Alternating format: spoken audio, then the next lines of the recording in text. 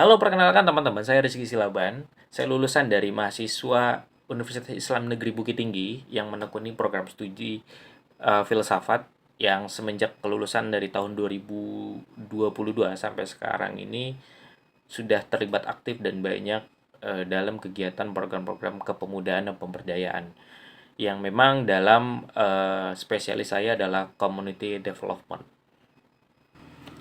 Yang dalam perjalanan saya juga ikut terlibat aktif seperti dalam komunitas seperti Genyot Impact yang ada di Bukit Tinggi dan di Jakarta, lalu juga yang berfokus dalam kepemudaan, lalu ada Yayasan Islam Cinta yang fokus dalam toleransi dan perdamaian, lalu yang terakhir dalam official saya bergerak di CSR di salah satu perusahaan PT Puri Sekar Asri yang ada di Jakarta yang memang dalam keseharian saya dan dalam tugas-tugas saya dalam komunitas atau official tersebut bergerak dalam pembuatan program, kurikulum atau yang berkaitan tentang humaniora.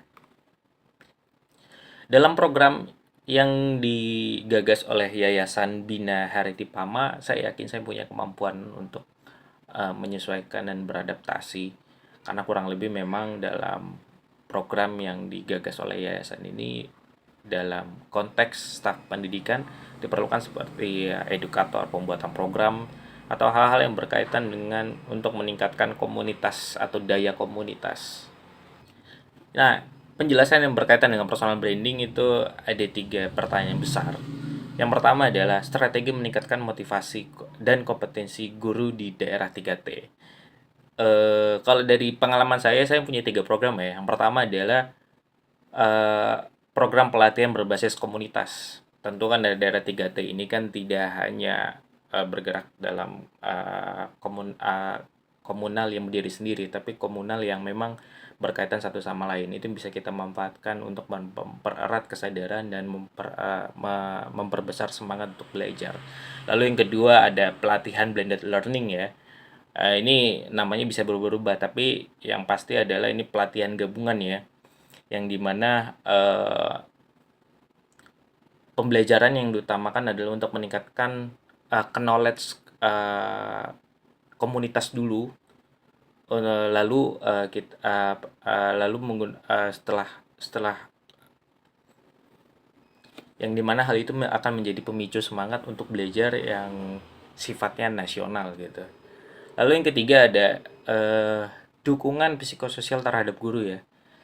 Ini yang paling urgent sih karena memang guru itu jadi benteng utama ya dari naik turunnya kemauan siswa ya untuk atau masyarakat sih lebih tepatnya untuk lebih melek lagi terhadap pentingnya pendidikan dan pentingnya eh, sebuah wawasan gitu dalam di era sekarang ini. Lalu pertanyaan kedua adalah strategi meningkatkan kualitas siswa di area 3T ya. Ini ada banyak macam sih, tapi yang sering kali dipakai yang pola-pola komunitas itu ada 3 ya. Yang pertama itu adalah pendidikan kontekstual yang berbasis kearifan lokal. Ini yang sering banget dipakai.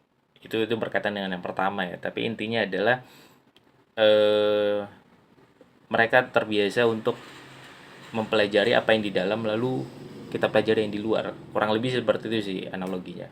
Lalu yang kedua adalah pemanfaatan guru-guru lokal ya.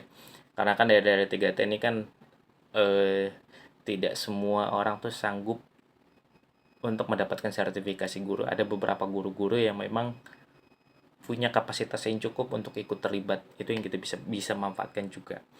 Nah, lalu yang terakhir tuh ada penguatan literasi dasar. Nah, ini penting banget sih.